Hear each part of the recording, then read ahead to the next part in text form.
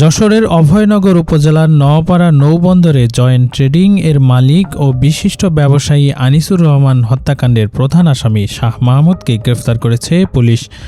রোববার ১৭ মে গভীর রাতে যশোর শহরের একটি বাসা থেকে তাকে গ্রেফতার করে ডিবি পুলিশের একটি বিশেষ টিম। গ্রেফতারকৃত শাহ মাহমুদ নওপাড়া পীরবাড়ি এলাকায় শাহ জোনায়েদের ছেলে।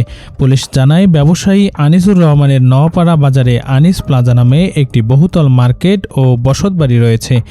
ওই মার্কেটের একটি বাসা ভাড়া নিতে আগ্রহী ছিলেন শাহ মাহমুদ, তবে আনিসুর রহমান তাকে বাসা ভাড়া দিতে অস্বীকৃত জানান। এ নিয়ে বিরোধের জের ধরে গত ৬ মে আনুমানিক সন্ধ্যা ৭টার দিকে আনিসুর রহমানকে তার বাড়ির সামনে এলোপাতাড়ি কুপিয়ে গুরুতর জখম করা হয়। পরে চিকিৎসার জন্য ঢাকায় নেওয়ার পথে ওই রাতেই তার মৃত্যু হয়।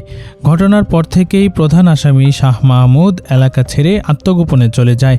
এই হত্যাকাণ্ডের বিচার ও আসামিদের গ্রেপ্তারের দাবিতে বন্দরকেন্দ্রিক ব্যবসায়ীরা আন্দোলন শুরু করেন।